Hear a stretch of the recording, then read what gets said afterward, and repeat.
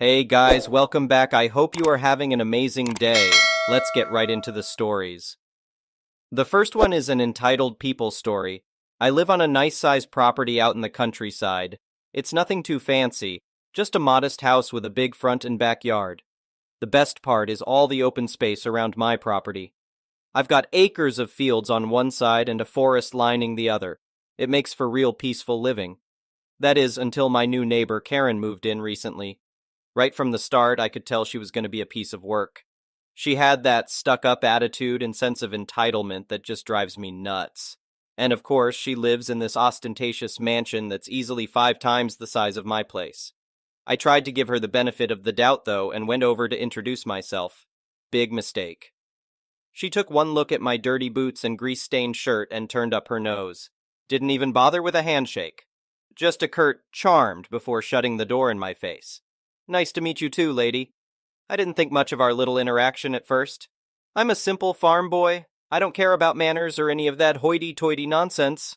As long as she stayed on her side of the property line, we wouldn't have any issues. But that quickly changed once I saw the army of landscapers and construction workers suddenly descend on her property. There were bulldozers knocking down trees, backhoes digging up the ground, you name it. I wandered over to ask what exactly she had planned for all this destruction. "It's going to be an absolutely stunning open-air amphitheater," Karen declared excitedly. "I'm hosting a benefit concert for my favorite charity next month. We'll have over 100 guests. It's going to be fabulous." 100 guests? Here? Was she out of her mind? This was the middle of nowhere, barely a 2-lane road leading out here. I gently tried explaining that a major event like that just wasn't feasible given the location and lack of access. Karen's smile instantly turned into a scowl. "How dare you?" she snapped. "This is my property and I'll do as I damn well please. This concert is happening whether you country bumpkins like it or not." And with that, she stormed off, muttering about close-minded peasants. Yup, this was going to be a problem. But I'm a reasonable guy. I figured there had to be a solution where she could have her little concert without disturbing all the neighbors, or causing a major traffic jam. I suggested she rent some parking lots in town, or arrange for shuttle buses to transport people safely to the venue. Karen shot down every idea. "My guests won't be subjected to such inconveniences," she insisted. "Their luxury vehicles will be parked right on site, don't you worry about that." Uh-oh, I had a bad feeling I knew exactly where she planned on cramming all those cars. The day of the big event, my worst fears were confirmed. Before the sun had even come up, fancy cars with out-of-state plates started lining my driveway and the field across from my property. Mercedes, BMWs, even a few Rolls-Royces, all blocking me in and trampling my crops. By the time I finished my breakfast, there were easily over 100 vehicles clogging up my land. I marched over to Karen's amphitheater, which somehow had been finished in just a few weeks. "What's going on?" I demanded. "You can't park on my property." Karen glanced over with annoyance as her staff scurried around setting up. "Then where do you expect my guests to park? I warned you we needed adequate parking." I couldn't believe her audacity. "That ain't my problem.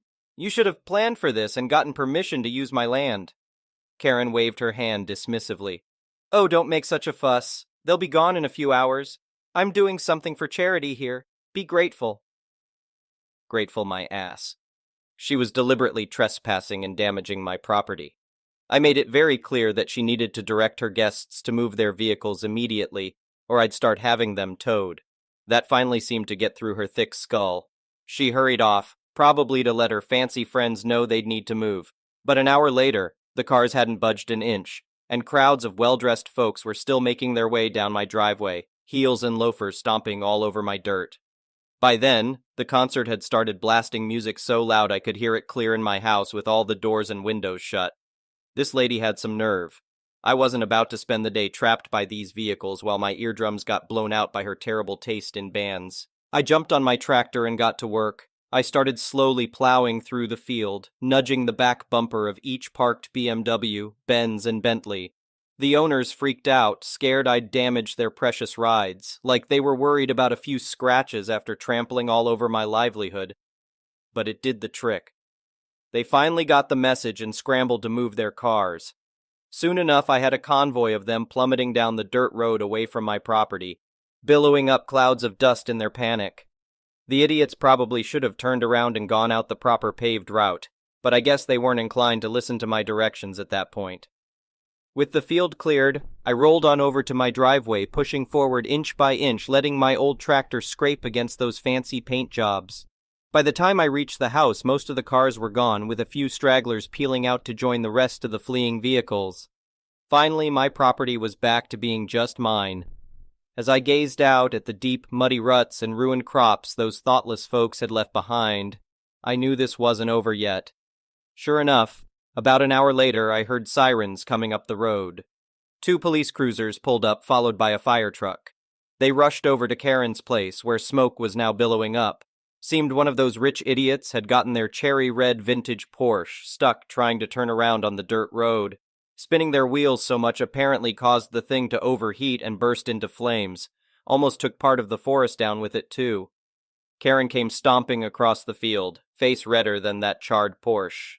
Before she could even open her mouth, I told her plain and simple, "You brought this on yourself." The concert got shut down immediately, and all the remaining guests escorted off the premises by the police due to unsafe conditions and lack of permits. Karen got cited for noise violations, illegal parking, and destruction of protected woodlands. As the weeks went by, more legal documents started piling up in Karen's mailbox. I sued her for damages and loss of income from her little parking fiasco. A bunch of her hotshot guests joined in with claims against her for getting their priceless vehicles muddied and dented.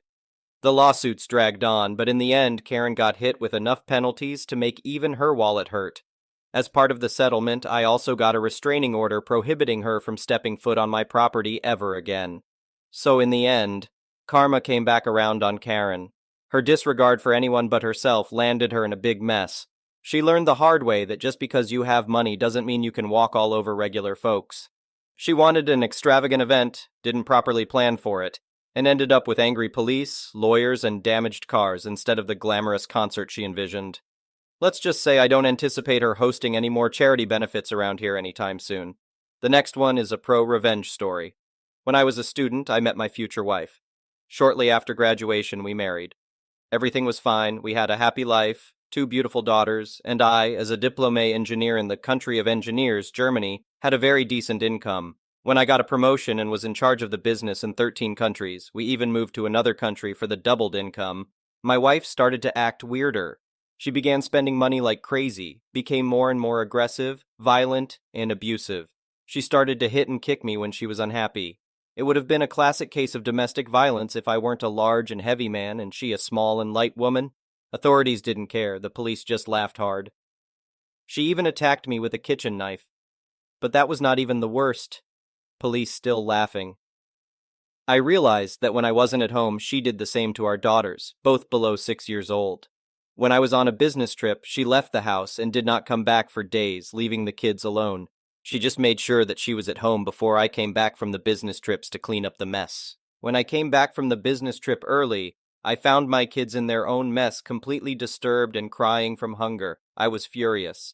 Immediately, I spoke to my wife. She just replied that no one would believe me since she was small and cute. And she was right.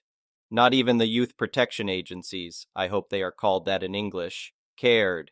She knew she could continue abusing my kids and me. She knew that if I got a divorce, she would get the kids, and I would have to pay for her and the kids for the rest of my life. And she said that straight to my face. So I started to film and photograph everything I could. To gather even more information, I offered her to get a joint calendar app where we both add our appointments. Clever as she is, she really entered all of her appointments, all of her Tinder dates, all of her orgies, and all of her customers' appointments in the calendar. I played the role of the faithful, submissive husband who is too stupid to realize what's going on. With my lawyer and a recommended detective, we started to track her down and took photos. Then luck came back to me. Her father was sick, so my wife went to visit him. She was not from Europe. To do that, I suggested taking my girls temporarily to my parents in Germany. They were informed, to which she agreed. Together with another lawyer, we set up some documents necessary to sign up the children in school, but with some subtle changes she did not notice. She and I signed it immediately, giving up all custody of the girls to my parents. In addition, we gathered enough information at that time to go to court. We pressed charges on child abuse, child neglect, child endangerment, Some of the orgies happened in our house while the kids were watching TV, and domestic violence. My wife came back and thought she was smart and defended herself instead of getting a lawyer herself. She did not realize what tsunami rolled towards her. When she realized it, we offered to drop all charges when she signs a contract on our condition. I get the children, I do not owe her anything, she is not allowed to see the children unattended. A complete restraint order is not possible here. Is that the right term? No holidays with the children, and she has to pay alimony. In the meantime, I found a new job in Germany and moved back. Even this was a heavy hit to my career. My now ex-wife does not have any European citizenship, even after living here for 10 years plus. By signing our divorce papers on our condition, she lost her residence permission for Germany and the country we lived in for a couple of years. She got permission to stay a little bit longer to search for work and reapply for a residence permission, which she did. But as abusive as she was in the relationship, she was not able to adjust herself to a working environment. She got fired multiple times until the authorities lost their patience and canceled her welfare status. Now she has to pay alimonies, is about to lose her residence permission for Europe, and is burned for any regular job. Yesterday I learned she is a registered prostitute. In her current residence country you must be registered, with her own web page where you can order her to the hotel. Clever as she is, with her private telephone number and a picture of herself with a fully visible face. The good thing for her, she got a full 4.7-star rating, and as far as I can judge from the orgy videos, she is quite skillful. The next one is a petty revenge story. My husband and I bought a franchise. At the time I was working at another job while my husband was taking over the business, and no one in the network had met me yet. On the day before the takeover, my husband, the previous owner, and the company's area manager were doing a final check and stocktake in the store during business hours. I was meeting them in the store after work to go over the details with them, and to meet everyone since I would eventually be heavily involved in the business, payroll, accounting, and HR side of things. I should add something important. Taking over the business meant that we could choose to keep the current staff or hire new people without any legal repercussions. As of the moment I walked up to the store for the first time, all of the current staff had been told by the previous owner that their jobs were safe. We didn't want to fire everyone who knew the job to replace them with unskilled people. That's just silly. All they had to do was meet us and make a good impression, obviously. I walked up to the front counter, it is a retail food business, and smiled and greeted the sales team member, Karen. I later found out Karen had been working in this particular store for about 6 years, and had been with the brand for approximately 9 years. I was met with a glare and a sour look, and would you believe it, no greeting, not even a basic hello. I was now extremely annoyed at how rude Karen was. Having worked in customer service for years myself, and having taught it as a profession, and being, a decent human, I was shocked that someone with her demeanor still even had a job. I then quite abruptly told her to let me in, because I was one of the new owners, and was expected to be at the meeting in the store. With a huff, she opened the door and let me through. She still couldn't even crack a smile or be remotely polite to me, which pissed me off even more because she was expecting to be kept on with us. After a few minutes talking to my husband, the area manager, and the previous owner, I told them that that level of service wouldn't be accepted in this store and that we would definitely not be keeping her on. My husband agreed 100%, and it was decided. On my way out, as the store was closing, I said goodbye to good old Karen and casually dropped in, "It was lovely to meet you today, Karen. However, we won't be keeping you on at this store, so please ensure you take all of your belongings when you leave. Have a great night." Karen was visibly shocked, and the joy of watching her face drop, realizing she no longer had a job, was blissful. My husband stayed until after closing to make sure Karen didn't do or take anything she shouldn't, and I skipped merrily back to my car. Enjoy unemployment, Karen! The next one is an entitled parent story. So a few months ago I posted about my father accusing me of adding more stress to his already strained marriage. I just wish this would have been the end of his craziness, but it got even worse now. A few weeks after the incident, he came again and demanded that I take pictures of the house and room so he can put it up on the market. The thing is, it's forbidden to take pictures of the indoor rooms without the tenant's consent in our country. So this time, I got my husband to tell him that we don't want to take pictures of our rooms, and instead, my husband offered to draw a floor plan. He immediately agreed to it, and I thought this was the end of it. Ha ha, stupid me should have known better. A few days later, I found a passive-aggressive letter. I'll try to translate and post in the comments, in my mailbox. Basically, it threatened me to take pictures, or otherwise, interior exploration would be increased. Note that the house hadn't been put up for sale and still isn't put up for sale yet. So to make it easier for everyone, I should obey, and in case I didn't know, a termination letter is needed and has to be sent 3 months prior to moving out.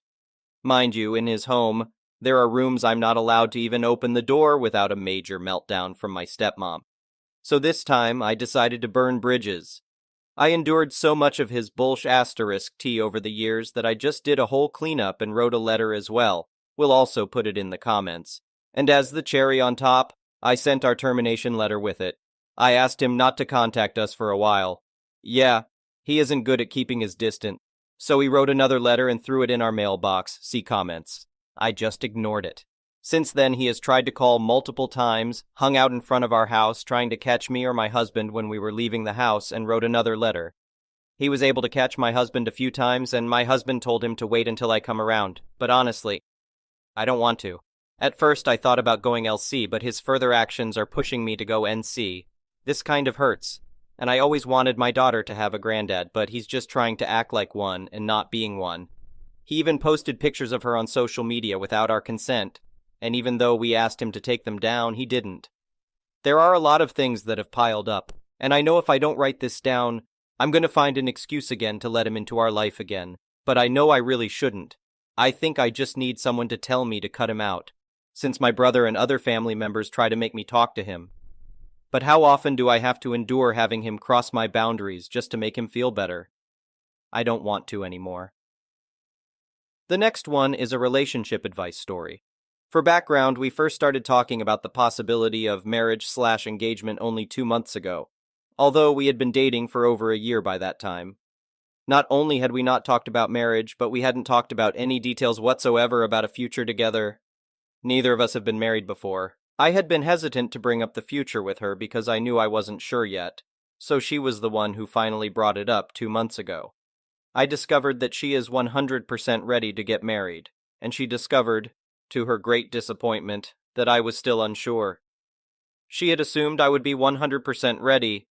Furthermore, she told me that she wanted to get married by this coming February because her mom would be visiting soon from out of the country and would be heading back home in February. So the time from which we first started discussing marriage, August, to her ideal marriage date, February, leaves only 6 months for me to make up my mind, get engaged, plan the wedding, and have the wedding. The main reason she gives for insisting on a rapid timeline is concern over her biological clock. Both of us do want to have kids. I was completely freaked out and caught off guard by her proposed timeline. I'm a very analytical person, a classic overthinker, and prone to heavy anxiety over big decisions. I told her my ideal timeline would be to get engaged by February, not married. I felt this would give us enough time to thoroughly discuss our future before getting engaged, and enough time for me to feel comfortable about the decision. Neither of us have been willing to bend on our ideal timelines. I still feel like I need more time.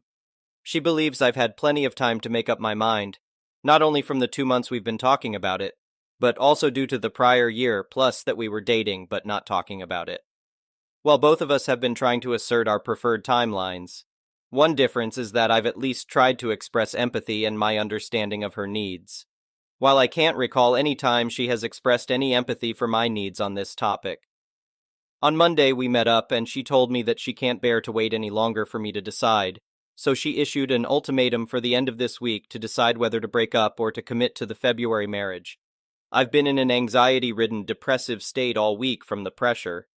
I definitely don't feel ready to make a decision, but I also don't want to miss a chance on what could potentially be a great future with her, just because I was being indecisive. I also don't want to hurt her. Any advice on how best to navigate this ultimatum? Do you think she's right that I should have been able to decide by now? I appreciate any advice, including if there is some way to navigate this situation while honoring my need for more time and her need for a decision. Thank you for watching. I would really appreciate it if you could like the video and subscribe to our channel if you haven't already.